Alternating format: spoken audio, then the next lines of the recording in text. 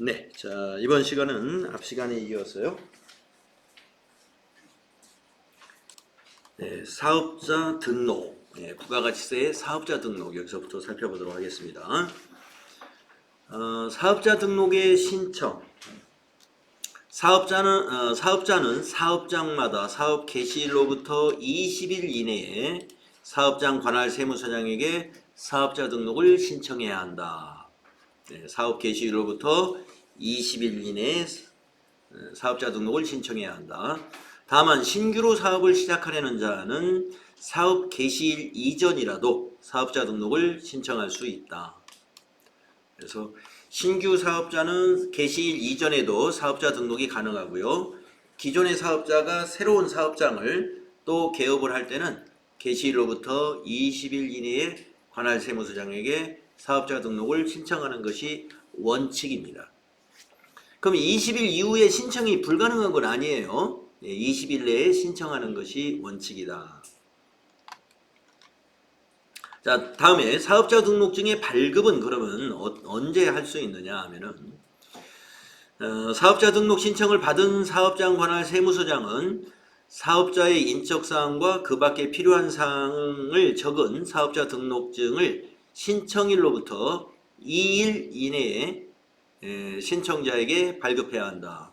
그래서 우리가 사업자 등록을 신청하면은요, 이게 보통 세무서 민원실에 가서 신청을 하게 되는데 신청일로부터 2일 이내, 그러니까 당일날 발급을 해주는 경우도 있어요.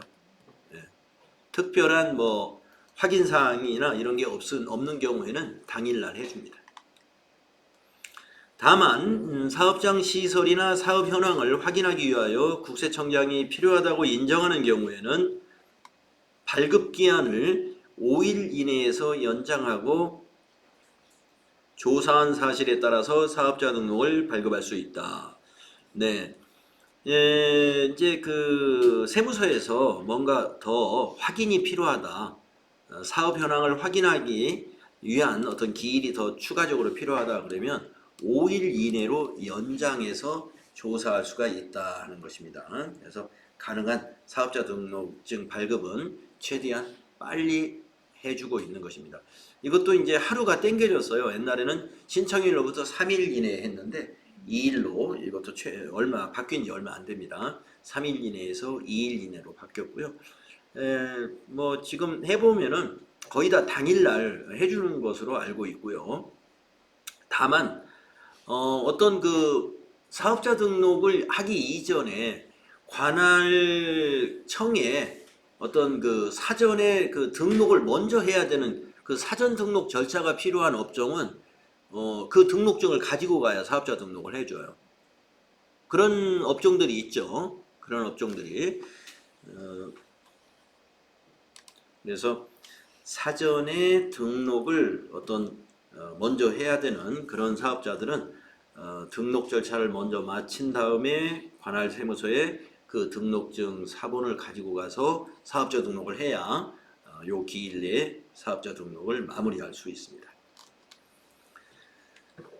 자, 사업자 등록은 그 내용이 변경될 때 변경 신고를 해주면 됩니다. 그래서 변경되는 사유를 한번 살펴보도록 하겠습니다. 첫째는 상호를 변경하는 경우가 되겠는데요. 우리가 통신 판매나 인터넷 쇼핑몰을 운영하는 사업자는 명칭이라고 그러죠. 그 쇼핑몰의 명칭 또는 인터넷 주소, 도메인 주소 이런 것을 변경하는 것도 상호의 변경으로 봅니다. 그래서 쇼핑몰의 명칭이나 인터넷 주소 아니면 오프라인 사업 같은 경우는 상호를 변경하는 경우에는 당일날 재발급이 가능하고요. 나머지는 처음 신규처럼 2일 내에 발급하는 것이 원칙입니다. 나머지가 뭐냐? 법인의 대표자가 바뀌었다. 또는 사업의 종류의 변동이 생겼다. 왜냐면 뭐 사업의 종류라는 것은 제조업만 했는데 도소매도 같이 한다든가 이러면 제조업 및 도소매업 이렇게 바꾸는 거거든요. 그 다음에 사업장을 이전했다. 이건 굉장히 중요한 거예요. 사업장 이전하면 사업자 등록증 바로 갱신을 해야 되겠죠. 또 상속으로 인하여 사업자의 명의가 변경되었다. 예, 이런 것은 개인 사업자를 말하는 거죠. 법인 사업자에는 대표자가 바뀐 거고 개인 사업자는 명의가 변경됐다. 공동사업의 구성원 또는 출자 지분이 변경되는 경우 이 공동사업자에는 사업자 등록증에 공동사업자라는 게 표시가 되는데 그때 이제 출자 지분이 거기 표시가 되거든요. 그래서 지분율이 서로 바뀌면 또 이것도 사업자 등록을 새로 변경을 해야 된다. 이런 것 등입니다. 그래서 가령 사업자 등록에 그 갱신사유가 아닌 것을 찾아라. 이런 문제를 가끔 출제를 하는데요.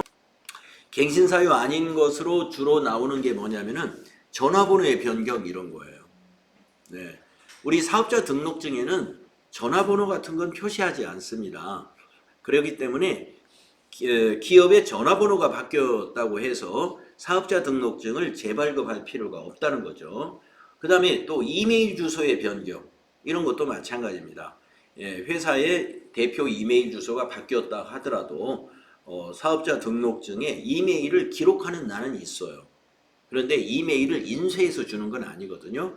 이메일 주소라는 항목을 만들어 놨는데 그거는 이제 거래처에다가 그 사업자 등록증 사본을 보낼 때 거기다 이제 기록해서 이렇게 사본을 보내라고 만들어 놓은 겁니다. 그래서 사업자 등록증에 이메일 주소란이 있다고 해서 그 오해할 수가 있는데 이메일 주소에 변경이 있다. 이것은 재발급 사유가 아니다 하는 겁니다. 전화번호 변경이나 이메일 주소 변경은 갱신 사유가 아닙니다. 그러나 주소 변경, 명의 변경, 사업의 종류 변경, 사업장의 주소 변경 나왔죠. 그 다음에 상호의 변경 이런 것들은 갱신해야 된다. 그 다음에 그 밑에 보시면 사업자 등록 말소. 폐업을 하면 말소해야죠. 폐업 신고하게 되면 자동으로 말소가 됩니다. 자, 그런데 직권으로 세무서에서 세무서장이 말소를 시킬 수도 있어요. 자, 내용을 보겠습니다. 사업자가 폐업한 경우 또는 사실상 사업을 시작하지 아니하게 되는 경우 지체 없이 사업자 등록을 말소하여야 한다. 이 경우 세무서장은 지체 없이 등록증을 회수하여야 하며 등록증을 회수할 수 없는 경우에는 등록 말소 사실을 공시하여야 한다. 네, 그래서 사업자가 사업을 하겠다고 사업자 등록을 했는데 부가가치세 신고 기간이 지났는데 처음에도 신고 안 하고 두 번째도 신고 안 하고 하면은 관할 세무서에서 연락을 해보겠죠. 신고를 안 하니까 연락을 해봤을 때 연락이 되면은 말소 신고하라고 이렇게 되겠지만 연락이 안 되는 경우는 관할 세무서에서 홈페이지에 공시하면서 등록 말소를 할 수 있다. 이런 얘기가 되겠습니다. 여기까지가 이제 부가가치세의 이제 개념적인 거고요. 다음 제 2절 과세 대상 거래를 한번 살펴보도록 하겠습니다.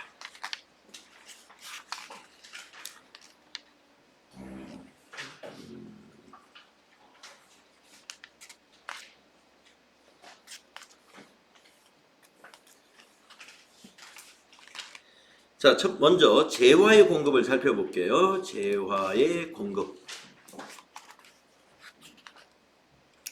자, 재화의 정의, 어떤 것을 재화라 하느냐? 물건, 유체물과 무체물을 또는 권리를 재화라고 한다는 겁니다. 그래서 유체물 하면 상품, 제품, 원료, 기계, 건물 같은 유형의 물체를 우리가 유체물이라고 하고요. 또 무체물 하면은 무형의 물건이라고 할 수 있는 겁니다. 전기, 가스, 열 이런 것 등을 우리가 관리할 수 있는 자연력 이것도 이제 재화라고 봅니다. 권리, 광호권, 특허권, 저작권 이건 이제 그 무형의 자산들이죠. 이런 무형의 자산을 우리가 상대방에게 양도하게 되면은 이것을 재화의 공급이라고 하거든요. 그래서 광업권이나 특허권 같은 이런 산업재산권 같은 거, 재산적 가치가 있는 모든 것은 다 재화에 포함이 됩니다. 그럼 공급이라는 건 뭐냐? 위에 있는 그 재화의 공급이라는 것은 계약이나 또는 법률상 어떤 원인에 따라서 재화를 인도하거나 양도하는 것을 우리가 공급이라고 해요. 쉽게 말해서 판매하는 것입니다. 재화를 인도하거나 양도하는 것, 이것을 우리가 공급이라고 봅니다. 그러면 일반적인 재화의 공급은 어떤 것이 있는가 볼까요? 우리가 이제 매매하는 것이죠. 매매. 현금 판매, 외상 판매, 할부 판매, 장기 할부 판매, 여러 가지 판매들이 있습니다. 조건부 기한부 판매, 네, 이것은 사용해보고 마음에 들면 구매를 할 수도 있고 또 반품을 할 수도 있고 이런 게 이제 조건부 기한부 판매죠. 위탁 판매도 있고요. 네, 가공거래도 있습니다. 자기가 주요 자재나 전부 또는 일부를 부담하고 상대방으로부터 인도받은 재화를 가공해서 새로운 재화를 만드는 가공계획에 따라 재화를 인도하는 것이다. 그래서 가공거래에서는요, 재화로 보려면은 그 가공사업자가 재화의 일부를 부담을 해야 됩니다. 아니면 전부를 부담하거나 그런 경우는 재화의 공급으로 보고 거래라고 하는 거고요. 교환 거래도 우리가 재화의 공급으로 봅니다. 재화의 인도 대가로서 다른 재화를 받는 것을 말해요. 이것도 재화의 공급에 해당이 돼요. 교환 거래. 그 다음에 이제 기타, 경매, 입찰 방식으로 뭐 높은 가격을 써내는 사람에게 판매하는 거 이런 것들을 우리가 경매라고 그러죠. 이런 것도 재화의 공급에 해당이 됩니다. 자, 이런 것은 이제 일반적인 재화의 공급에 해당이 되고요. 그 다음에 밑에 있는 것은 특수한 재화의 공급이에요. 자, 특수한 재화의 공급은 다른 말로 이렇게 부르기도 합니다. 간주 공급이라고도 해요. 간주 공급. 일반적으로는 공급이라고 볼지 않을 것 같은데 부가가치세법상으로는 공급으로 보고 과세한다 이렇게 보시면 되겠습니다. 그래서 아주 특별한 재화의 공급이라고 하는데요. 간주 공급이라는 말을 더 많이 쓰기도 합니다. 자, 첫 번째 자가 공급에 해당되는 거예요. 자가 공급이라는 것은 자기가 자기에게 공급했는데 부가가치세를 과세해야 된다. 어떤 것이 있느냐? 면세 사업에 전용하는 경우다. 면세 사업에 전용하는 경우. 자, 밑에 설명을 보시면은 자기의 과세 사업과 관련해서 생산했거나 취득한 재화를 자기의 면세 사업을 위해서 사용 소비하는 것은 재화의 공급으로 본다라는 겁니다. 공급으로 보는 것은 바로 과세를 하겠다는 것인데요. 자, 무슨 얘기냐 하면은 과세와 면세를 겸업하는 사업자에게 이런 일이 있을 수 있습니다. 과세 사업과 면세 사업을 겸업하는 사업자의 경우에 이런 일이 있을 수 있어요. 자, 만약에 그 슈퍼마켓을 하는 경우를 한번 보겠습니다. 채소를 운반하려고 채소는 면세니까 반대로 이제 그 음료수를 운반하려고 트럭을 샀어요. 음료수만 운반하려고 음료수 운반용 차량으로 또는 배달도 하고 그러면 음료수는 과세 재화이기 때문에 그 트럭에 대한 매입세액을 공제받을 수가 있습니다. 과세 사업자는 매입세액을 공제를 해줘요. 네. 그런데 여러분이 이제 뒤에서 아시겠지만 면세 사업자를 나중에 보시게 되면 면세 사업자는 매출세액은 없지만 매입세액을 공제를 못 받아요. 그러면 이런 얘기입니다. 음료수 운반용으로 트럭을 샀다고 해서 매입세액을 트럭에 대한 만약에 2천만 원짜리 트럭이면 부가가치세가 200만 원이거든요. 200만 원을 공제받았어요. 그러면은 그 슈퍼마켓 사장님은 매입세액을 부담한 게 없어요. 왜냐면 내 매출에서 그거 공제받았으니까. 근데 그 트럭을 음료수 운반으로 쓰는 게 아니고 이렇게 면세 사업으로 사용하게 됐어요. 그게 무슨 얘기냐? 이제는 과일이나 채소 운반을 하는 트럭으로 바꿨어요. 네, 음료수 운반 안 해. 그러면은 면세 사업에 쓰는 거거든요. 그럼 매입세액을 공제 못 받는 거예요. 예, 그래서 어떻게 해야 돼요? 예, 자기가 자기에게 공급한 걸로 해서 매입세 공제 받은 거 부가가치세를 납부해야 됩니다. 예, 과세 사업으로 취득했는데 면세 사업으로 사용한다. 그러면은 재화의 공급으로 본다. 자기가 자기에게 자가 공급, 자기가 자기에게 공급한 것으로 보고 부가가치세에 납부해야 된다. 이런 얘기입니다. 그 이유는 면세 사업자는 매입세액을 공제를 못 받기 때문에 그렇습니다. 자, 그런 얘기고요. 다음에 두 번째 보겠습니다. 비영업용 소형 승용차와 그 유지 비용. 비영업용이라는 말은 택시가 아니라는 말이에요. 영업용 승용차가 아니다. 자, 영업용 승용차를 한번 생각해 보겠습니다. 운수업을 하는 택시, 그 다음에 운전학원을 하고 있는 운전학원의 교습용 승용차, 그 다음에 렌트카 회사를 운영하는 회사의 그 렌트카 승용차. 이것은 영업용 승용차입니다. 나머지는 비영업용, 승용차 판매하는 회사도 영업용 승용차가 되겠네요. 그래서 우리가 보통 업무용, 회사에서 업무용으로 쓰는 것은 비영업용이에요. 네, 비영업용. 그러니까 택시나 운전 교습용 승용차나 렌트카용 승용차는 그 승용차를 통해서 영업을 하는 겁니다. 그런 경우에는 부가가치세를 공제해 주거든요. 영업용 승용차는. 그러니까 택시 회사가 소나타를 살 때 부가가치세 200만 원을 만약에 부담했으면 그 매입세액을 공제해 준다 이 말이죠. 그런데 비영업용으로 사용한다 그러면 공제 받으면 안 돼요. 그러니까 택시 회사에서도 업무용으로도 필요하지 않겠어요? 택시 회사에서 사장님 승용차를 살려고 해요. 사장님 승용차를. 그런 것은 업무용 승용차죠. 그것은 부가가치세 공제 못 받아요. 자, 그래서 자 보세요. 과세 사업을 위하여 생산 취득한 재화를, 그러니까 택시 사업은 과세 사업이거든요. 택시 사업을 위해서 승용차를 취득했는데 비영업용 소형 승용차와 그 자동차 유지를 위하여 사용하면 공급으로 보겠다. 비영업용으로 사용한다는 말은 무슨 말이냐? 사장님 업무용 승용차로 쓰면은 공급으로 보겠다. 부가가치세를 과세한다 이 말입니다. 네. 그래서 과세 사업을 위해서 취득한 승용차를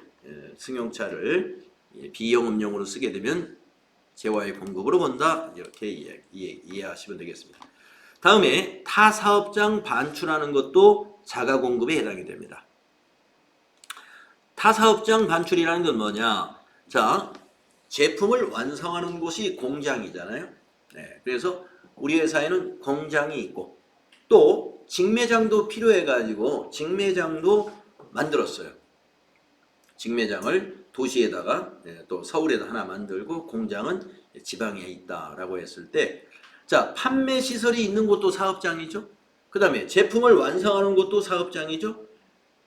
이와 같이 사업장에서 사업장으로 제품을 옮기는 것을 타사업장 반출이라고 합니다. 타사업장 반출. 거기에 대해서 공급으로 본다 이거예요. 부가가치세가 과세된다. 내용을 보시면 사업장이 둘 이상인 사업자가 자기의 사업과 관련하여 생산 또는 취득한 재화를 판매할 목적으로 자기의 다른 사업장에 반출하는 것은 재화의 공급으로 본다. 부가가치세를 과세한다. 이런 얘기가 되겠습니다. 그래서 자가공급에 세 가지가 있어요. 면세사업 전용, 비영업용 소형 승용차와 그 유지비용, 타사업장 반출 이런 것이 자가공급에 해당이 됩니다. 아주 특별하죠. 이런 거에 대해서 부가가치세가 과세된다는 게. 다음에 두 번째, 개인적인 공급. 자, 이 개인적인 공급은 뭐냐면은 사업자가 생산하거나 취득한 재화를 사업과 관계없이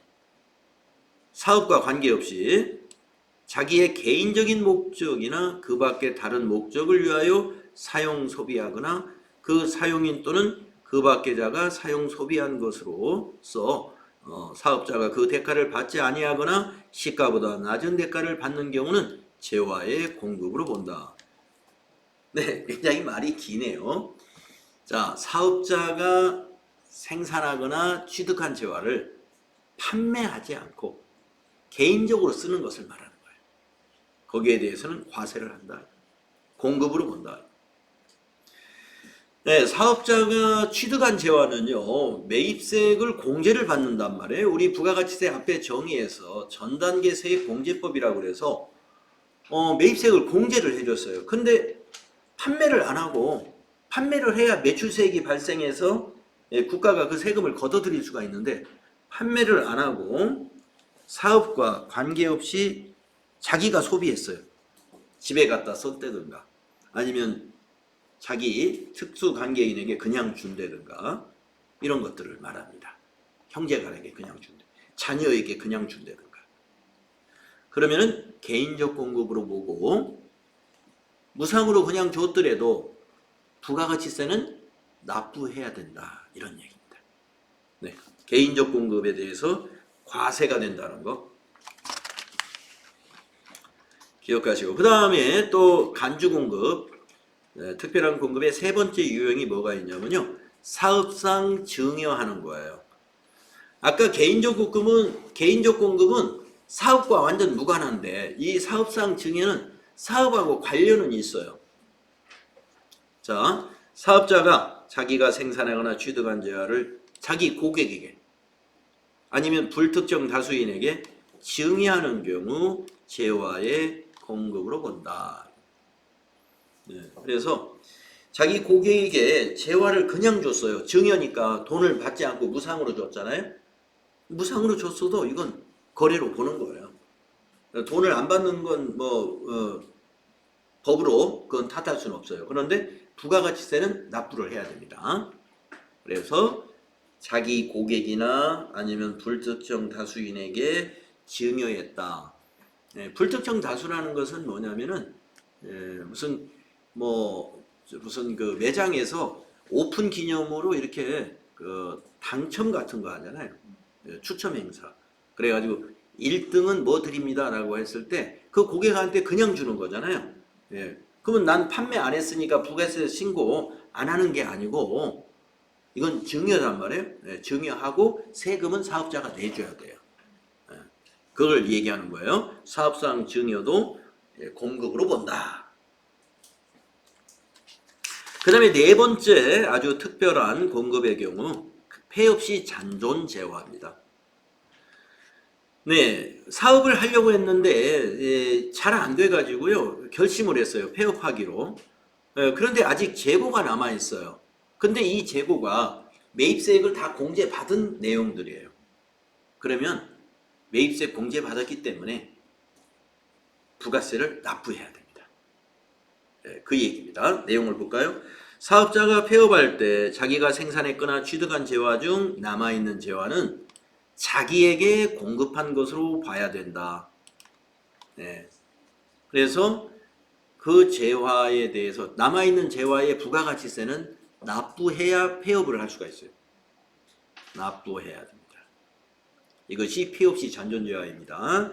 그래서 지금 이 네 가지 형태는요 아주 특별한 공급이라는 거예요. 실제로 거래는 아닌데 부가가치세법상으로는 이거를 공급한 거로 본다는 겁니다. 그래서 부가가치세를 과세한다는 거죠. 그 다음에 그 밑에 세 가지는요 공급으로 볼 수 없는 겁니다.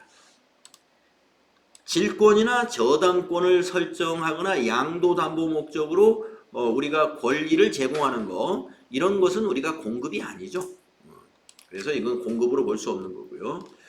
그 다음에 사업과 관한 모든 권리와 의무를 포괄적으로 승계시키는 사업의 양도. 폐업하고 다른 점이 그거잖아요. 폐업은 내가 그냥 끝내는 거고 폐업을 하지 않고 지금 남아있는 재고하고 그 다음에 내 권리금 같은 거 이런 것을 다 쳐가지고 권리금 1,000만 원 밑에 남아있는 재고가 2천만 원 그러면 3천만 원 여기 그 건물의 보증금이 5천만 원이면 8천만 원을 받고 사업을 양도했어요.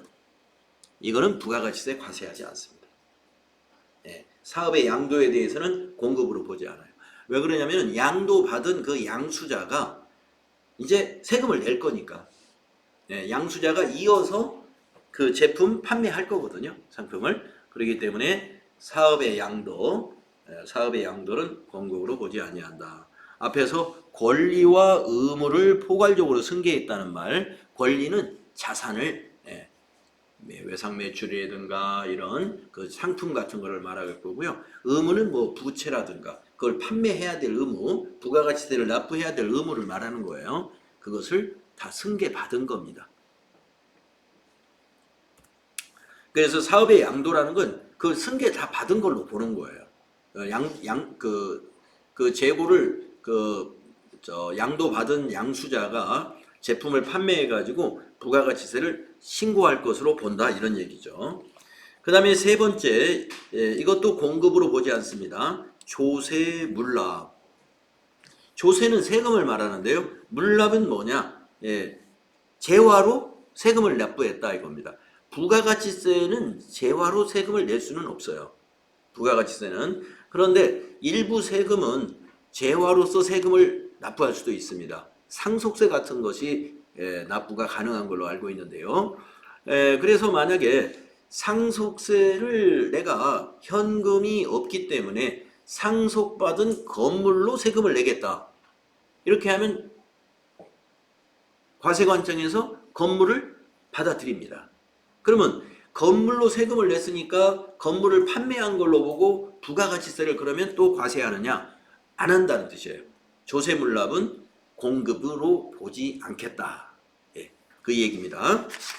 자, 그래서 공급으로 보지 않는 거, 질권, 저당권, 양도담보, 그 다음에 사업의 양도, 조세물납 이렇게 세 가지가 이제 시험에 나올 수 있기 때문에 정리를 해둔 겁니다. 그 다음에 그 밑에 보시면은 아까 우리가 개인적 공급이 이제 사업과 무관하게 개인적으로 사용한 것을 과세한다 그랬는데요. 여기에 있는 것은 또 제외되는 것이 있어요. 굉장히 여러 가지가 있는데 제외되는 것이 상당히 많습니다. 어떤 것들이 있는가 한번 볼까요? 자기의 다른 사업장에 원자재로 사용하려고 개인적으로 쓰는 것들. 이것은 반출이 아니다 이거죠. 과세를 안 한다. 판매하는 게 아니니까. 그 다음에 자기 사업의 기술 개발을 위해서 시험용으로 사용한 것도 개인적 공급으로 보지 않겠다. 또 수선을 하는데 대체에 사용하는 것도 개인적 공급으로 보지 않는다. 그 다음에 제품이나 상품을 판매한 다음에 그 서비스를 제공하기 위해서 사용한 것도 개인적 공급이 아니다 하는 거고요. 불량품 교환으로 사용한 것도 또는 상품을 진열할 목적으로 다른 사업장으로 반출하는 것도 개인적 공급이 아니다 하는 것입니다. 그 다음에 실비 변상적이거나 복리후생적인 목적으로 그 사용인에게 대가를 받지 아니하거나 시가보다 낮은 대가를 받고 제공하는 것은 개인적 공급으로 안 보겠다. 예를 들어서 우리 회사가 만든 옷을 작업복으로 직원들에게 복리후생 차원에서 지급했다든가 작업모를 우리 회사가 만든 작업모를 복리후생 차원으로 지급했다든가 작업화 같은 거 이런 직장의 행사에 사용하는 것들 이런 복리후생 목적으로 사용하는 것은 개인적 공급으로 보지 않겠다 하는 얘기입니다. 다만 개인에게 행사 때 주는 것이 아니고 개인에게 어떤 주는 거라면은 연간 한 명당 10만 원 이내라고 이게 좀 제한이 있습니다. 자, 이런 것들은 개인적 공급에서 제외되기 때문에 개인적인 공급이 제외되는 것도 이렇게 있다는 거 알고 계시면 되겠습니다. 그 다음에 우리가 우리 고객에게 무상으로 증여하는 사업상 증여로 또 보지 않는 것이 있습니다. 견본품을 무상으로 주는 거. 우리가 사업을 하려면 샘플도 줘야 되지 않습니까? 샘플을 주는 거에 한해서는 과세하지 않아요. 그 다음에 주된 거래인 재화의 공급 대가에 포함되는 거. 그러니까 무상이라고 해서 다 과세를 하는 것이 아니라 주된 거래에 포함된 거로 보는 것은 그건 증여라고 보지 않겠다 하는 것입니다. 그 다음에 자기 적립 마일리지 등으로만 전부 결제하고 공급하는 재화. 네, 마일리지 결제. 자기 적립이라는 건 뭐냐면 우리 회사가 적립해 놓은 마일리지를 말합니다. 네, 마일리지로 결제하면은요, 상품을 굉장히 뭐 10만 원짜리를 파는데 우리 회사가 적립해 놓은 마일리지가 있어가지고 5만 원은 마일리지로 결제하고 5만 원만 현금으로 했어요. 그러면 그 자기 적립 마일리지는 우리가 증여라고 보지 않는다 하는 얘기입니다. 그 다음에 특별 재난 지역에 공급하는 물품. 네, 특별 재난 지역에 관한 특별법이 있어가지고 여기에서도 사업상 증여로 보지 않는다. 이렇게 증여로 보지 않는 예외사항이 있다는 걸 알고 계시면 되겠습니다. 네, 우리가 이제 부가가치세법에서 지금 재화의 공급에 대해서 지금까지 살펴봤습니다.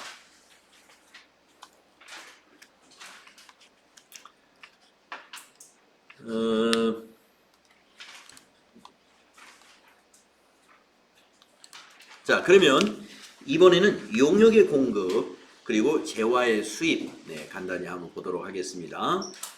자, 재화는 우리가 물적인 것이잖아요. 용역은 서비스를 말하는 거죠.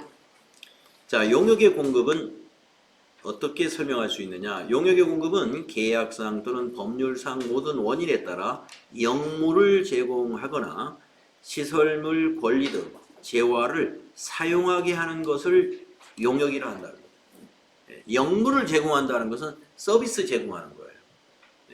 지금 제가 강의를 하는 이 행위도 영물을 제공하고 있는 것이죠. 재화는 아니죠. 그래서 이런 것은 용역이라고 합니다. 교육 용역 이렇게 표현할 수가 있습니다.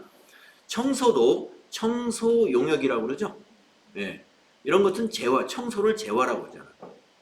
또 경비를 서주는 그런 업무도 경비 용역이라고 그러죠. 이런 것들을 우리가 영물을 제공하는 것이다. 즉 어떤 서비스를 말합니다. 그러나 또 임대업이 또 용역이에요. 시설물이나 권리 등의 재화를 사용하게 하는 거. 임대가 용역에 해당이 됩니다.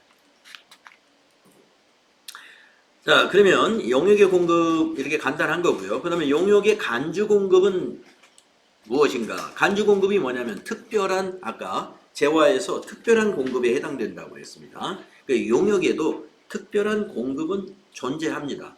그러나 과세하지는 않는다. 이게 결론인데요. 한번 읽어보겠습니다. 부가가치세법상 사업자가 자신의 용역을 자기의 사업을 위하여 대가를 받지 아니하고 공급함으로써 다른 사업자와의 과세 형평이 침해되는 경우에는 자기에게 용역을 공급하는 것으로 보고 있으나 구체적인 범위를 규정하고 있지 아니하여 현실에서는 과세하지 않는다. 그래서 우리가 용역에서도요, 자가 공급도 있고 사업상 증여도 존재할 수가 있습니다. 우리가 거래처에다가 무상으로 용역을 해줄 수가 있어요. 무상으로. 그런 거에 대해서는 우리가 과세하기가 힘들어요.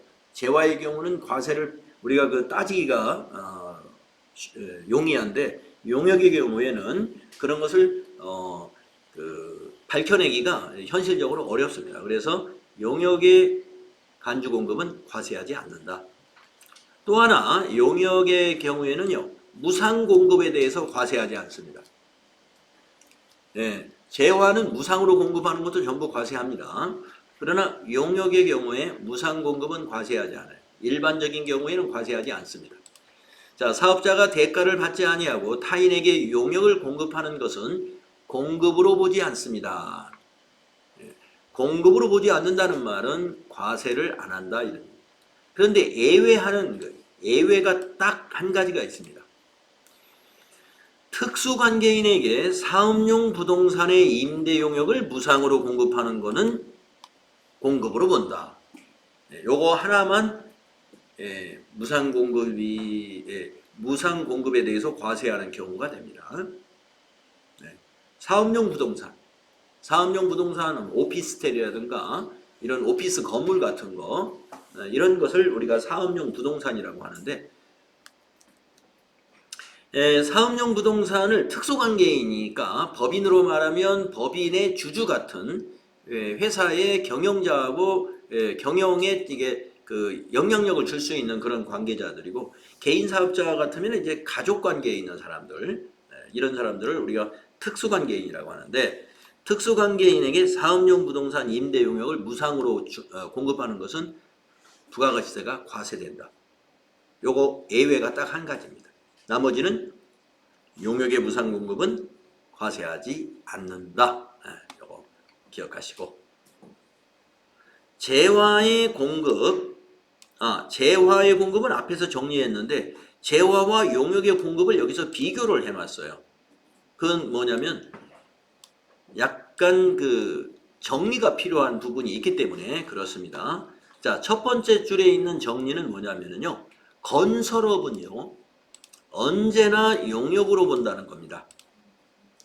건설업자가 자재를 부담을 하지 않았든 간에 건설업은 전부 용역으로 봅니다. 건설업은 용역의 공급이다. 정리되셨죠? 그 다음에 두 번째 줄과 세 번째 줄은요, 가공하는 경우인데요. 단순히 가공만 해주는 것, 이것은 용역이에요. 단순히 가공만 한다. 이 말은 앞에 설명이 있습니다만은 자기가 주요 자재를 전혀 부담하지 않고 가공만 해준 겁니다. 그럼 뭐 자재를 부담하지 않았는데 무슨 가공을 했을까요? 이게 청소 같은 거 해주는 거죠. 먼지를 털어준다든가, 광택을 내준다든가, 뭐 이런 것들이 되겠습니다. 그래서 단순 가공은 용역이다. 단순 가공. 그런데 그 밑에는 가공은 가공인데 자재를 일부 또는 전부를 부담한 것은 재화를 공급한 것으로 보는 겁니다. 그래서 가공계약이라고 하더라도 재화로 보는 것이 있다. 가공계약이면서 재화인 것은 자재를 부담하면, 조금이라도 부담하면 재화의 공급으로 본다. 그 다음에 이제 이런 산업재산권의 경우에는요, 재화일 수도 있고 용역일 수도 있어요. 아까 산업재산권 재화에서도 나왔지 않습니까? 그거는 양도하는 경우에는 재화로 봅니다. 양도하는 경우는. 그러나 산업재산권을 대여하는 것, 대여하는 것은, 아까 임대하는 것은 다 용역이라고 그랬잖아요. 그래서 산업재산권도 대여하면은 용역의 공급으로 본다. 그러면 산업재산권을 무상으로 대여했어요. 그러면 과세하지 않습니다. 그런데 산업재산권을 무상으로 양도했어요. 과세합니다. 왜? 양도하는 것은 재화로 보기 때문에. 그래서 우리가 이 공급이 재화이냐 용역이냐 하는 것은 무상일 경우에 완전히 다르기 때문에 중요한 결정이에요. 중요한 판단이다 이거죠. 무상으로 공급했을 때 재화는 과세로 보는 거예요. 재화는 재화 공급으로 보면 과세가 되는 거고, 용역의 공급으로 판단하면 무상으로 공급하는 것은 과세되지 않기 때문에 이것이 용역이냐 재화냐 하는 것은 중요한 판단이 되는 것입니다. 자, 이번에는 재화의 수입을 정리해 보겠습니다. 재화의 수입은 다음에 해당하는 물품을 국내에 반입하는 것이다. 외국으로부터 국내에 도착한 물품, 외국에서 국내에 도착한 것은 수입이죠. 그 다음에 수출 신고가 수리된 물품, 그러니까 국내에서 생산을 했지만 수출 신고가 끝났어요. 수출 신고가 끝난 물품은 그것이 다시 들어오게 되면 국내에 수입한 것으로 본다. 이런 얘기가 됩니다.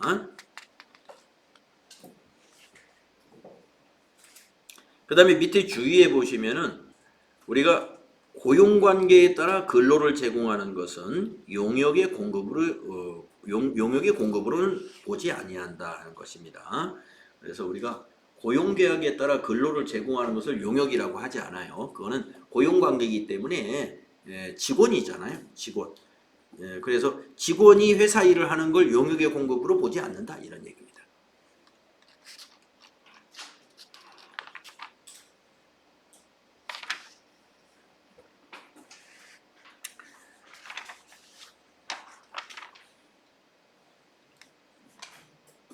네.